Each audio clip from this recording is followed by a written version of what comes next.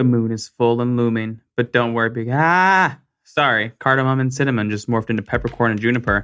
I thought it was a werewolf. Hello, welcome to Love Food, Hate Money, show where we talk about food, how much we love it. We prove it by spending all of our money on it. I'm going to be your host, Jonah. This is co-host Courtney. Hey. And that was the excerpt of the drink today. I thought you messed up your lines. Yeah, I could tell by the face that you made. You were like, you forgot how to say 2 sentences. Poor guy. That was good. We're heading back to gin. Back to our seasonal gins. Back to the seasonal gins. This is from Block Distilling Co. Yeah, Block Distilling Co. Super cute bottle. Little gift pack we got from a buddy of ours when he went to Colorado. Yes. This is the autumn one because it is the season. I haven't tasted it all, and I also can't find it. It's up to you. It's right next to you. There's going to be a little bit of a theme in the things we're tasting for this episode. That's a lot of cardamom. Yeah. And like cinnamon. A lot of cinnamon. A lot of cardamom and a lot of cinnamon, which is not going to be fun for the next thing that we're tasting because... you know what? That might be good in something. That's bad by itself. It's like the gin equivalent of Fireball. Yeah. That's not... Why did they make this? It's a lot of cardamom, and it also kind of reminds me of what's that drink called with the sand in the little pot? Turkish coffee. Yeah, we just talked about that. Ground cardamom with the coffee bean. Yeah, it tastes like that. It's like Turkish. You could do like a chai inspired drink with this. Yes, you could do. But by itself, it's very upsetting. It's got echoes of bad chai and Fireball all in one. Put it in like eggnog. Sure, you can put gin in your eggnog if you want. You don't like eggnog, but it's hurting your mouth. That's dramatic. What's the other thing we're going to taste? Because we're in a mood. This one you got from the clearance section at Fry's. That's right. Because we hate money. But not $6 But not a $2 deal. is okay. You know what I mean? These are Cinefuego Toast Crunch. This is Cinnamon Toast Crunch that was originally $6 for like a half bag. And then they realized that's stealing from people. So they reduced it to 2 spicy potato tacos at the Fry's. And they're just supposed to be little like Fireball. They're supposed to be extra crunch, right? Cinnamon spicy. That's terrible. That's so bad. Oh my God. Okay. Wow. Those things pair well, let me tell you. That's a really spicy. Wow. Oh. It's worse on the end. Oh. Yeah. So, this is a dividing line on like my ability to be friends with people. Because if you're a hot tamale person, I don't trust you. If you're a hot tamale person, we just ate your dream food. It's really not good. Yeah. Should we try it with milk? No. No, we shouldn't. That's a bad idea. That's bad. Okay. A little spray bottle. I'll take it to my sister. She likes Fireball. They're right up her alley. That's not it for me. It's the weird cinnamon bark spicy because it's funny. I thought it originally was Cinnamon Toast Crunch with capsaicin powder or something. Right. I thought it was going to be like cayenne powder or something. Spicy, but no, it's just a lot of cinnamon. A lot of cinnamon. Some really aggressive cinnamon. The number one ingredient, though, whole grain wheat. This is health food, baby. Amongst and other things. You've been on one recently as far as trying new items. Yes. It's been a great time to be alive in the United States of fast food. Amen. We had well, I don't know. The Impossible Whopper's been around for a little bit. That's not true. Super new. Yeah. We can start with that one. The Impossible Whopper and regular Whopper side by side because you had to compare. You had to know. And it had probably been years since they had a Whopper. Yeah, I can't tell you the last time I've been to Burger King. I don't think I've been to Burger King outside of trying the chicken sandwich. Oh. Since we've been together. So we're talking you're probably right. For, at least 10 days. It was really good. I forgot how tasty Whoppers are. Yeah. Good ratio of salad bar to meat ratio. Really important. Good weird smoky meat patty that almost resembled meat, which is better than I could say for McDonald's when we had it recently. Oh my God, that was so bad. Forgot how weird the McDonald's patties are. I thought that the Impossible Burger was really good. Yeah. Like I preferred the regular Whopper just for like some very minute nuance. But if you gave me the Impossible Whopper, I would not be upset. Yeah, I think it was funny because the Impossible Burger had the pink center. Yeah. Slightly thicker patty, and then the actual meat was not, because that's not what you want when you're playing around with fast food ground beef. Yep, exactly. I preferred the Impossible one. Really? Yeah. The other one was just super bitter charcoaly, the actual meat patty, but that's what you liked about it. So I thought it added balance to it. Yeah. It had a bitter, smoky edge to it because of their weird flame broil process. But the way the flames lick the bun. No.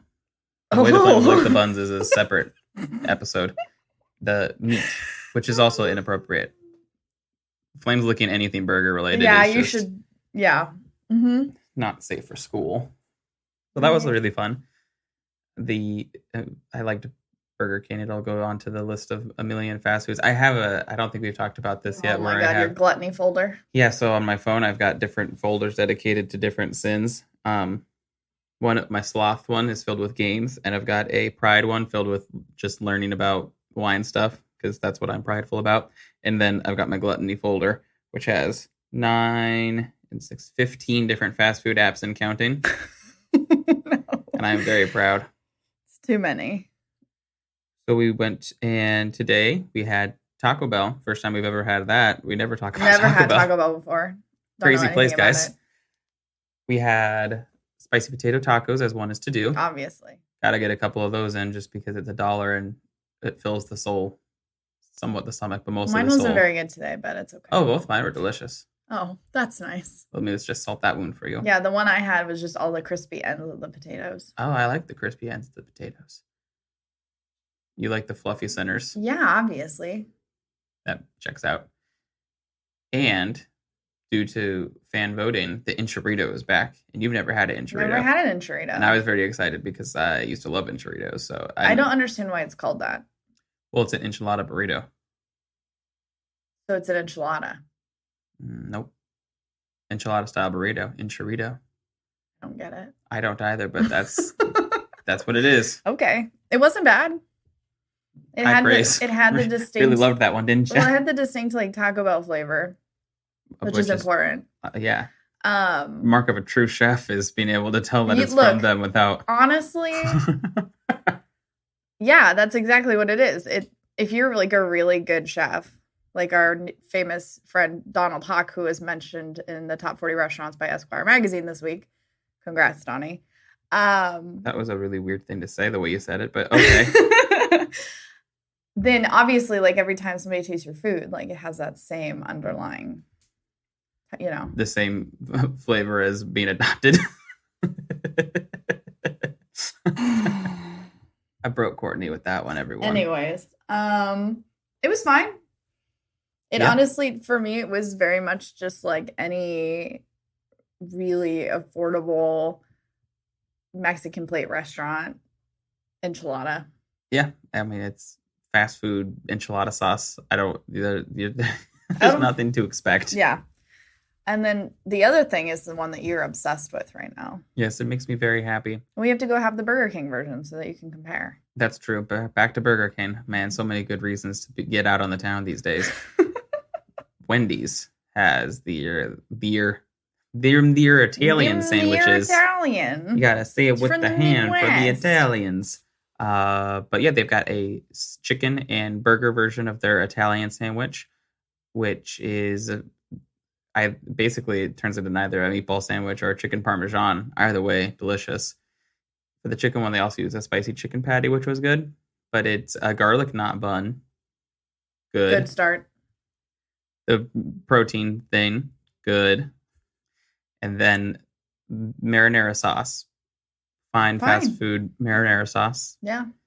They all taste the same. I think it's funny that every fast food marinara sauce tastes the exact same. Well, they're all made by the same company, obviously. The Sonic one, the Jack in the Box one, the Wendy's one now. All same. Mm-hmm. But then, where they really went crazy, they did a mozzarella stick patty. Instead of having mozzarella sticks on their little burgers, It was a Cheese puck. full cheese puck, breaded and fried, and on top of either your meatball or your chicken palm. Delicious. You haven't stopped talking about it. It's been like 4 days. It's been longer than 4 days, and I will continue to talk about it because it's very delicious. I found out after the fact they also have garlic fries, and you didn't get me any, and I'm kind of disappointed. Yeah, I was afraid of garlic fries from Wendy's because I was just picturing the ready chopped garlic just sort of sprinkled out onto fries, and that didn't sound good. When I think about garlic fries, I think of that one time we went to that really like uppity farm to table restaurant, and the fries they served us absolutely had like bugs in it, and they were garlic fries, and we took them back up to the counter, and they were like, "What do you want us to do about it?" And we were like, "I don't know, like a refund would be really cool." Can we not, or also can we have fries without bugs? Yeah, can we just have like some plain fries? Like this is really gross. And they were just like, never come back. And we were like, okay. Yeah, that was. We've never been back, coincidentally. It was a very funny experience because it was very much just them staring at it and saying, "Yeah, it's a farm. Sometimes you have to eat crickets." And we went, but we would rather not, though. Like, we would just rather not have cricket fries, but. So everyone get out to your local Wendy's, support small business.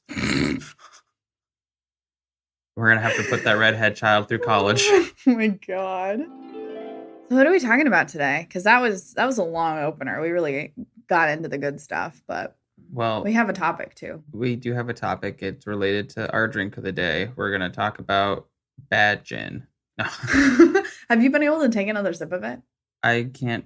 I hid it for myself. I found it again. I put it behind the bag of flaming treats, and I've been afraid to reach that direction ever since. I mean, it's just really cardamom-y. It's a flavor you either like or you don't, and it's not the best straight up room temperature. Yeah. So today we're going to talk about the show Drink Masters, which recently aired on Netflix, maybe 2 or 3 weeks ago as of this recording? It's probably a month as of this recording, if not longer. Sure. So by the time this comes out, if you haven't watched it, you probably aren't going to. So, spoilers? Spoiler alert, but it's been out for longer than a couple days, and it's on Netflix, so on you for not watching it already anyway. Exactly. Do you want to get into, like, the premise of the show before we just, like, give our angry opinions? I think you're the better premise descriptor, but I'll go ahead and try. Okay. It's a show.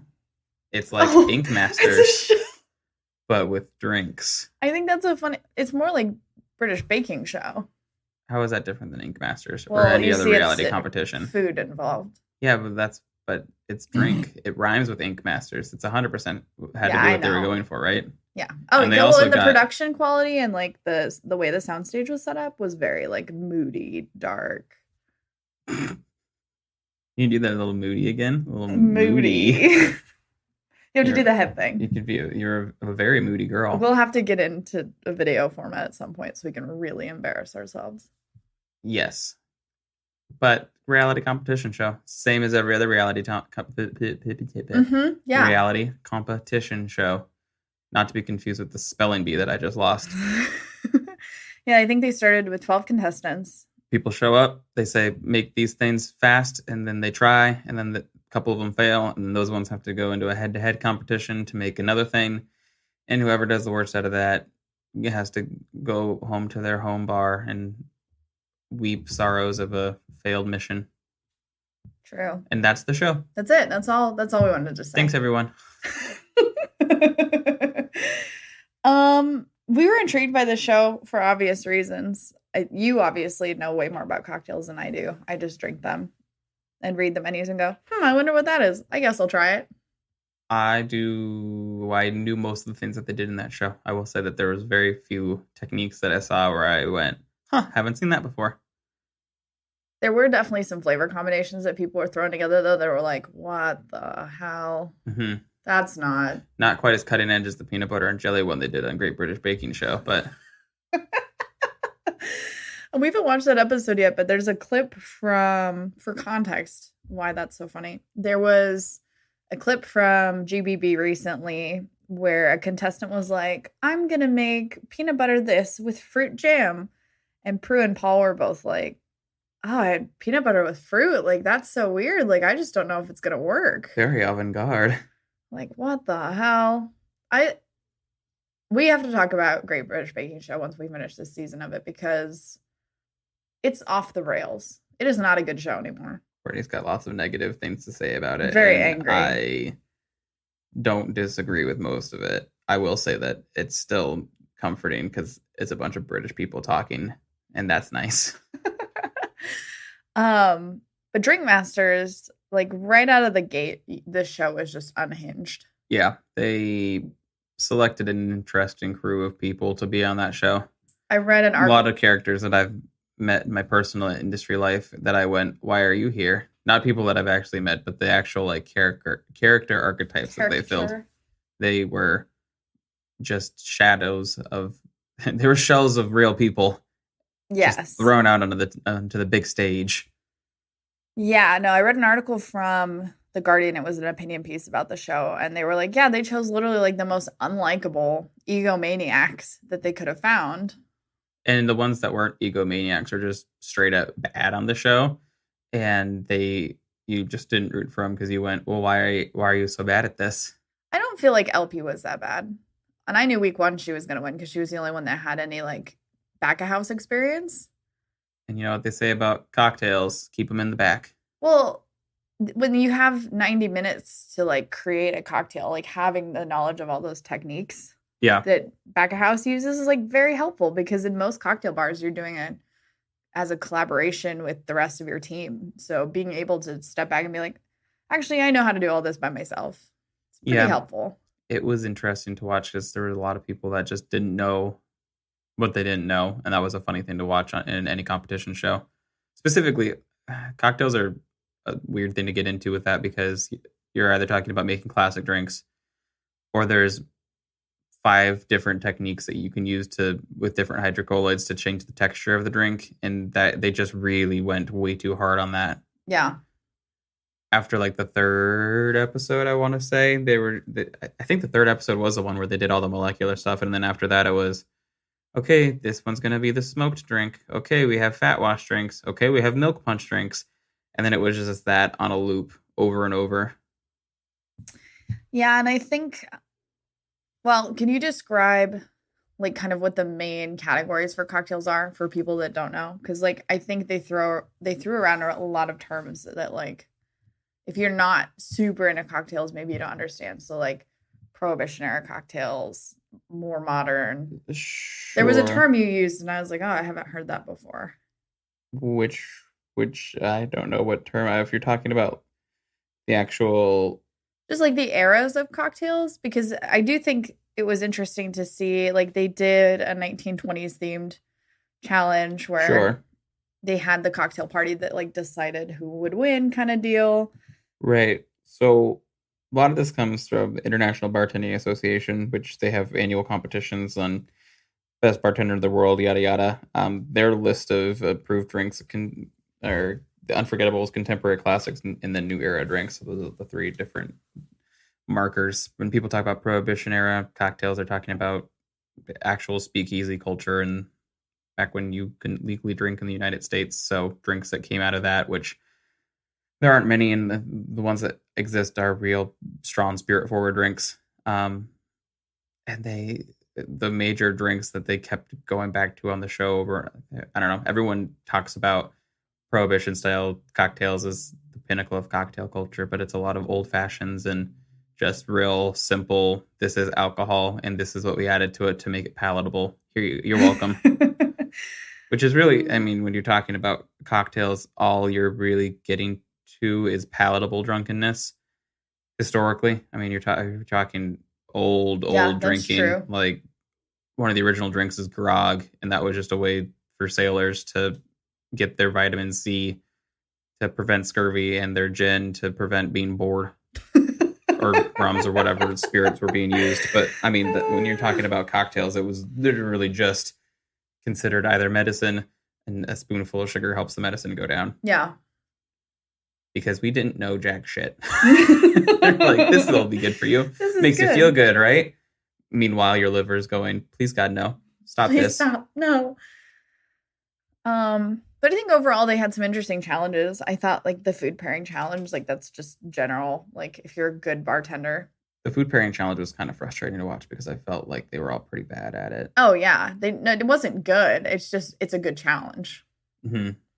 Like the one team that made the drink with the chocolate dip plantain to go with, I think it was fried rice. Yeah. And they were like, why would you do this? Well, the one guy that did it on the show I think that was Lloyd's idea, and that man was just unhinged anyway. Every episode he went, what if I painted the glass though? The outside, the inside, living La Vida Loca. The man had no restraint. It was wild to watch that show because each one of the people in that show did not learn from any of their mistakes. Well, and it was interesting too to see some of the people who were so bad at individual challenges like actually do really well in the collaborative challenges. And I think that really points to like the nature of how like bars write their cocktail menus. Like if you don't have somebody to bounce ideas off of, like it becomes an echo chamber of nonsense real fast. Although I will say Lloyd strikes me as someone who would make our Through the Garden cocktail, and I appreciate him for that. He would, and then Tao was just obsessed with using the distiller on the show. He went, I'm on an alcohol show. What if I just kept trying to make my own moonshine out of XYZ? The amount of times he put bread in it one time. Oh, my favorite thing that he did though was when he made coffee tea. Yeah, coffee tea was good. Not to be confused with regular ass coffee. Well, no, because he just put whole beans in water on the stove and was like, it's coffee tea now. Yeah. I wonder how much of that show gets edited to make them look dumber than they are. Well, there was the one female contestant who every time she talked, she was, I'm so great. Everybody else sucks. I'm the best. Blah, blah, blah. And then finally in the last episode, she's edited to be like, everybody here is just so talented and it's such an honor to be here. It's like, lady, what? Yeah, that was a really out of left field one because her persona throughout the whole show was suck my butts, losers. I'm number one. I'm the best. She was like Cora. I'm the avatar and you're going to have to deal with it. It was very girl boss. Yeah. Yeah. And then the last episode showed she went, no, I'm a person. Yeah. It was like, why did they make her seem so evil this whole time? I also want to take a moment to talk about how one of the contestants the first week was an Instagrammer.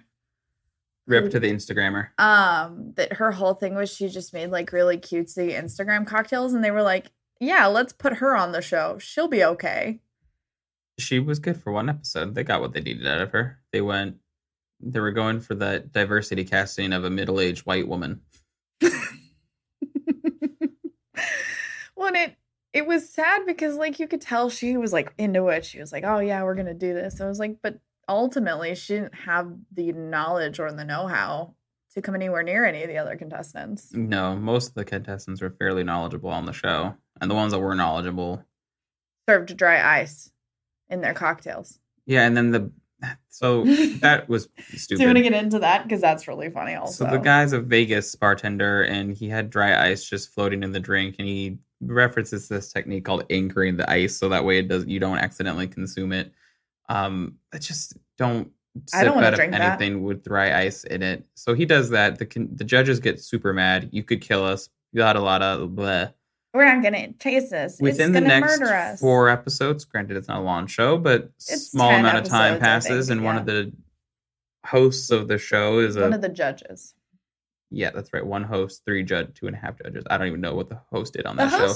He actually did give opinions and like taste things, but it was the 2 judges. I don't know how much of his opinions meant anything. Well, right. Also, the amount of puns in the show. If you're a fan of dad jokes, this is your show. This show really went out of their way.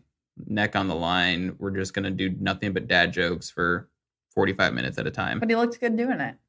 He was a very well-dressed man. Pretty dude, but good Lord help us. It was so many dad jokes. But one of the judges, professional person in the cocktail world, was like, okay, this week I'm going to show you my signature drink. And then immediately starts dicking around with dried ice, pulverizing it, and then serving it to him and being like, well, it's extra fine now, so it's safe. No, my dude, I don't want to deal with your. You can't immediately come back around and be. I like how mad he was to only turn around and be like, see, now this is actually how you do it. As long as you have it as fine as sand, you're probably not gonna die. Okay, dude, shove off. I don't have any time for you. You're so stupid. You're. It's just not worth it. The risk reward ratio on that is. I. I don't know. Maybe I'm bitter because I'm not someone that's really super interested in witches' cauldrons. There's not a single facet of somebody with Dry ice does not impress you. Of a drink with dry ice plume. I don't look at it and go, "Oh my god, a real potion! I just feel so transported." No, it's so dumb. I'm gonna turn in all big like Alice in Wonderland now because there's dry ice in my drink. No, that's the stupidest thing in the world. And anybody that is all for it, that's a stupid opinion, and I stand. You're wrong. Is that how you feel about like when they bring you a smoked cocktail and they like swirl the lid to give the like dramatic effect? Dramatic flair on a cloche, I'm here for because I'm a diva.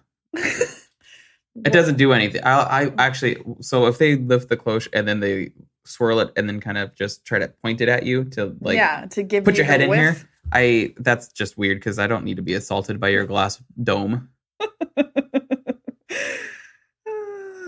Yeah, I thought the dry ice thing was really unfortunate. It was really, I feel like they could have been better at educating him in that episode instead of waiting. Just pissed off at him. It was really funny. They were like really mean about it. And he was like, well, I learned this technique, blah, blah, blah. And then to go on later and say, well, this is actually a technique you can do. It felt bad. It felt bad, and it's just unnecessary. It's just wildly unnecessary. Yeah. And I think also like that contestant specifically he's probably great at his job. He's probably super good volume Vegas bartender. But the problem comes when it's like you're trying to create showmanship in a way that like your normal job probably doesn't allow that much creativity. Yep, you have to make 500 martinis in 10 minutes go versus. Well, and even watching him make drinks, he was like batching stuff into Cambros. Like he was making drinks for like 40 people. Hilarious.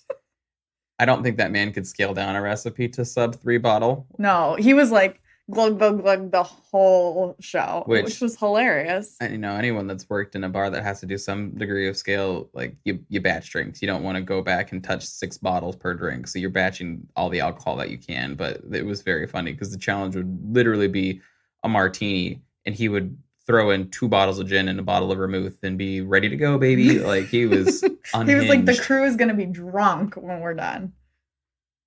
Maybe that was the back end secret of the show, is that they actually had to make 60 of each drink. Oh my God. So that would be brutal though, because some of the drinks, and we were talking about this before we started rolling, is some of them were not scalable. No, absolutely not. So a lot of the smoked drinks you couldn't scale. A lot of the stuff that had heavy work at pickup wouldn't be able to scale. Right, because the back prep, that's not a big deal. Super easy. Also, the show is funny because one of the contestants that made it fairly far was the girl that was very much, I am the pinnacle, very alpha female. Mm-hmm. She even referenced the weird flaw in the show. Any show where you have 2 judges that are very hyper specific, they both just loved milk punches. So literally you can make any milk punch. Yes. And they were going through the next round. They were like, this drink just had so much complexity and texture. Cool. I just love the fact that you like drinking whey. It's amazing for you. That was probably the highlight in the show for me, when one of the contestants kept making the same thing and the judges loved it every time. And all the other contestants were like, they went, oh, this isn't actually a competition just to make milk punch judges happy. And the person that figured it out, good for you. You're not cheating, you're winning. You're winning. For everyone else, just learn how to make cheese. Better. Make milk punch. If you ever see milk punch on a menu, for people that don't know, it's a clarification method in making drinks. And you basically make cheese. So you make your drink. You usually typically high acid, and then you use milk to set it, and that warm milk addition to the high acid, you make cheese, and you let the cheese sort of settle and filter and pick everything up, and then you strain it off, and you're left with the cocktail whey. and that is basically any milk punch that you're gonna get. It sounds really gross. It adds flavor, texture, body, like it, especially because there's lots of flavors that are fat soluble exclusively. You can do some pretty interesting things with it, Right. which leads to fat washing, which is another thing that they did in that show quite a bit. Super simplified version of that is you take a flavored fats that people do. You see bacon fat wash whiskey pretty consistently in any cocktail bar. So they're literally taking warm bacon fat, mixing it into the whiskey, taking that, putting that vessel of the whiskey into, you typically want to do it in a relatively large square container of sorts. You take that, you put it in the freezer, you let it set. What happens is the fat will separate out to the top, and then you can just pluck the fat puck off the top of it and then drain off the fat washed alcohol from underneath of it, like you would do for even just chicken stock. If anyone has chicken stock hanging out in their fridge and they have that layer of the chicken fat and all the liquid underneath of it, same thing, because the alcohol has a lower freezing point than your freezer is going to hit. It's going to stay there and be a liquid still while all the fat's free and frozen. Yep. If anyone wants to play around with that stuff at home, you get the world's your oyster. It's pretty easy. If you want to make advanced cocktails at home, quote unquote advanced, it's just back prep stuff. Right. When it's all pretty tasty. Like milk punch is delicious. Milk punches are great. Fat wash drinks can be really good if it all like goes together. Bacon and whiskey is the classic one because you're already getting smokiness. Nice smoky vanilla. The tasty notes on a lot of good bourbons are going to be things that you would naturally want to eat with bacon anyway. So that's why you see that combination readily. But you can do it with any fats. Like you can, because of how many different flavors are fat soluble. Suzu did one that was sesame oil washed. Yep. He sesame oil washed like 7 cocktails in that show. Which is a neat idea. Like there's a lot of stuff that would pair really well with that. But I also like sesame oil, depending on the brand you're using, can be super overpowering. So it'd be a really interesting balance. His character on the show, I think, was my least favorite. Because his entire personality was, I'm Japanese. And then there was one episode where they went, all right. They had to do spicy drinks. They were like, okay, let's do spicy drinks. And he went from, I'm a beautiful little Japanese boy to, I'm actually very South American and I'm very proud of this culture. And then the next episode was like, Japan's all I know and love. Bro. There's no, like, the inconsistency on that one was wildly upsetting. When you say it without, like, actually experiencing the show, it sounds not awesome. But his whole thing was that, like, he pulled from Japanese ingredients and he used that throughout the show. And then the one episode he was like, oh, also I'm Ecuadorian. Yeah. And we were like, wait, but also like you're really ashamed of that side of yourself, bud, because you've not mentioned even like a whisper of it. I think it was funny just from the sense of like pulling that out for the spicy challenge and like acting like there's nothing spicy in Japan. Like it was just a very, can't confirm. I mean, you could do the 1 in 10 shishito challenge. Like, yeah. Shishito roulette. That was a very weird thing. I think the editing on that show made them unlikable. Every single it reminded me of the House of the Dragons. It was, there was not like, a single person to root for. I disagree though. I rooted for LP from week 1. Yeah. You did like LP. I thought her take on everything, she was kind of came across as the underdog, but in reality, like she knew what she was doing. Right. And she had the culinary background, and yeah, I mean, she was fine. Tao was who I was rooting for, but just because he's the most extra. Oh my gosh. His ground beef was out every episode. Well, I really want to go to Montreal now because it seems like their cocktail scene's crazy. I mean, it's cold up there. They got to stay warm somehow. The last point I want to make about the show that really was irritating to me was the copious amount of waste in this idea that the garnish needed to be a freaking sandbox that you could dig around and build a castle in while you drink your cocktail. Welcome to the beach. Okay, that's all we can do because copyright. I want nothing more than for Lassiter. Is that scored by Lassiter? No. No. What's his Williams? Williams. Yeah. I don't know why I was thinking John Lasseter from Pixar. Williams from Jurassic fame Mm-hmm. and other things. um, He's like 90. If he sues us, I think that's you want perfectly that? petty. I just want to be sued by a very famous 90-year-old man. Do you want to sing an Elton John song while we're here? Yeah, yeah, yeah. um, the amount of throwaway garnish that these people were creating and the judges were asking for was honestly so absurd and gross to me that, like, if I went to a cocktail bar and that's what they served me, and granted, you'd have to charge $50, like, minimum. Yeah, the labor And that's alone not and being the additional waste. I think the most unnecessary garnish we've ever got on anything is it was served with like crushed up sugar, a fake $100 bill on a little like glass coaster because it was supposed to look like you're gonna do a line of cocaine. Like that was like yeah, but even the that most is extra like, garnish that I've ever gotten on a drink, and it that's was, still a cheap garnish though. yeah, it was better than these people using actual like hundreds of dollars of miscellaneous throwaway stuff, Well, it was like trinkets and flowers and spices, and there was one point where there was just like a jar of dirt with like mint sprigs in it, and it was like, what are we doing? oh yeah, they were like, look, it's a potted plant, and you went chili and threads. buy. Chili threads are not cheap, and they were just like, You thought it was saffron resin for a second initially. I was like, wait, is that no, that can't be saffron. That drink That's would have been, crazy. if the amount of that was saffron, it would have been an $80 drink Well, at like, cost. even chili threads though, like they're not super cheap either. No. And I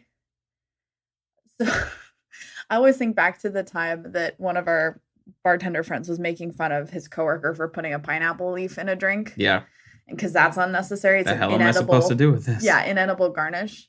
And so with that as like a frame of reference, seeing them take like whole bouquets of flowers and serving that with a cocktail, yeah, is just like upsetting to me. It was all upsetting. It was all wasteful, and I don't. Maybe maybe I'm just too simple for it, but it just doesn't look fun. It doesn't change how the drink's gonna taste. Like, yes, it's an experience, and I think you can create an experience in a lot of different ways. But throwing a bunch of crap on a plate and then putting your cocktail on the plate, just like, what are we doing? Yeah, they were very obsessed with having the cocktails served on a weird platter. Now, granted, when they did like the finale and they were doing the show-stopping cocktails, and it was like, look, it's in a, forest scape and it goes with the drink and whatever. Fine. If you want to do it that one Simple time. idiots with their dry ice, baby. Oh, yeah. I can't get over it. It should be more magical to me. I was raised in Arizona. We don't have rolling mist or fog at all, so I should see it and be like, witchcraft. When we were in San Diego this summer, there was fog and you were freaking out. You were like, what? Yeah, so like that's cool, but if you serve me a glass and there's a little bit of fog underneath of it, I'm not going to look at it and go, this is worth $20 more.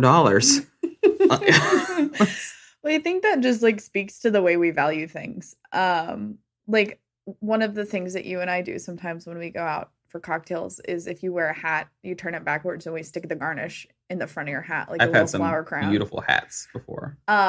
Because orchids are expensive. They use so many of them in these cocktail bars. The amount of orchids that go into, like, I wanted orchids in our wedding bouquet and I almost like didn't get them because they were so expensive. Mm-hmm. And the way they get thrown in cocktails, I'm just like, oh, okay. So you're saying you're wealthy. I think that was another thing that came up in that opinion piece that you talked about too, where the show is upsetting to watch because there's obviously any competition show, any home renovation show that you're watching, you're just sort of getting a glimpse at a different lifestyle. End of the day is what you're looking at. So it's right now, general inflation in the United States and other happenings of the world.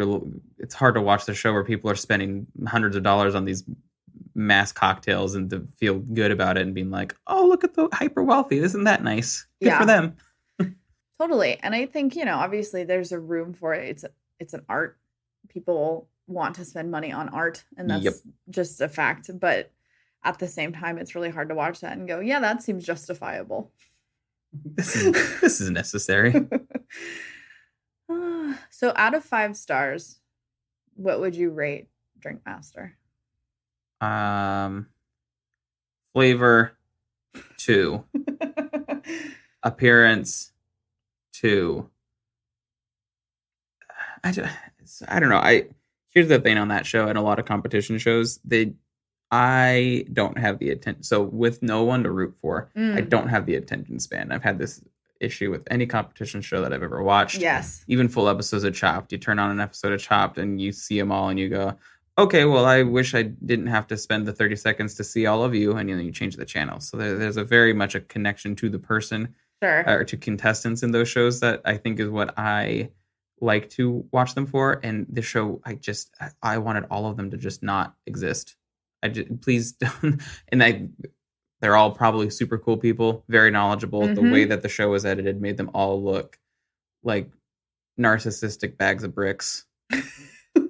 Like, it was so... I think you make a good point, though, because we were talking about this last week about how you want to see the first few episodes because you want to see who does really bad.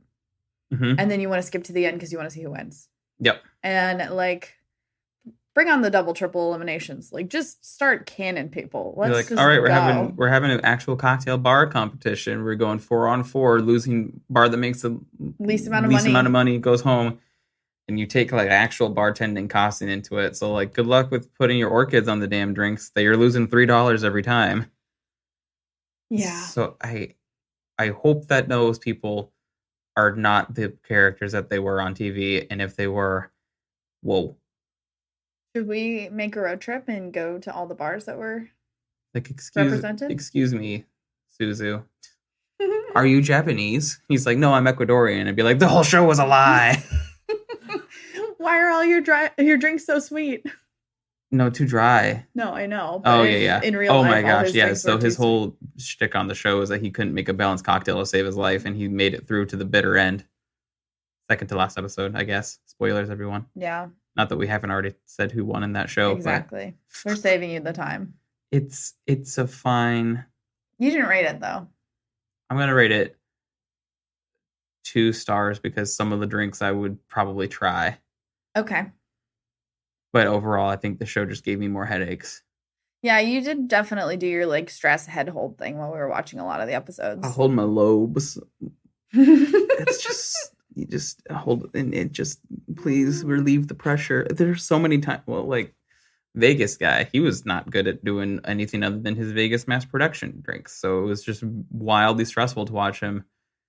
That show started and I went, oh yeah, I think this is roughly like the ratio and percentages that you need to use for agar to set orbs the way that they're doing it. We didn't even get into the molecular stuff. That was so irritating to me. Yeah. Oh yeah, the deconstructed drink. Also, deconstructed cocktail. Dumb. Stop it. Big not fan. Like, the whole point of a cocktail is mixing stuff together. So to be like, and here I have gin and then I have vermouth pearls to the side. Okay, so I'm just drinking gin and or vermouth. Cool. Tight. Like, I don't need that. The whole point of cocktails are construction. I'll take revision, but deconstruction is just no thank you. I mean, that's generally how I feel about food also. Like, I don't know what you're talking about. I love eating my peanut butter sandwich, a bite of peanut butter, a bite of bread, and then a bite of jelly. Never touching. But yeah, unfortunately, that guy just did not know his techniques. And, like, pearls are cool, and working with hydrocolloids can be really cool, and there's stuff that you can do. Look, everyone, if you want silly texture in your drink, just have a boba. Have alcoholic bobas. Just go get your little ube brown sugar boba and then just spike it with a touch of rum. You're gonna be fine. That sounds great. Yeah. Can we go do that? Probably. Okay, and I give the show 2.5 stars so we can wrap it up and I can have a boba. You hear that, everyone? I would like a milk tea. There's a boba vendor spraying little brown sugar balls at us. We gotta take cover. Did you have final thoughts on the Drink Masters? My final thoughts on the Drink Masters are: watch the show if you really like cocktails. There's lots of really cool drinks that they ended up doing. Lots of drinks where I would definitely order them if I went to a cocktail bar. Oh yeah, absolutely. The characters themselves, these shells of caricatures that these people were, it caused me stress. The people caused me stress. And I work in an industry where I literally am paid to be stressed by people, and they caused me like more stress exponentially. So I think that show was triggering, I guess. Yeah, I think, of course, these are just our opinions. Like, if you enjoyed the show and you thought it was great and you disagree with everything we said, that's totally cool. Tell me who your favorite person on the show was, because I just need to find a... Look, I'm still Team LP. I don't know. LP was fine. LP I thought she was great. Did not upset me, I don't think, at any point. Yeah. I think that these shows are meant to be divisive in some sense. I think that's how they generate more watchers and just like people who are interested in it. And that's how they'll cast for the next season. The diversity casting of this is the one guy who's 50 years old and just been making cocktails since they were illegal. And we got this 25-year-old guy that's just so excited to be alive that he can't even breathe and he paints every glass. Yeah, I don't know if I would watch a second season. I think it's just not enough there for me to be interested, but we would love to hear what you guys thought if you watched it, or if you didn't watch it and you listened to this. Did we ruin it? Do you feel bad about listening to this now?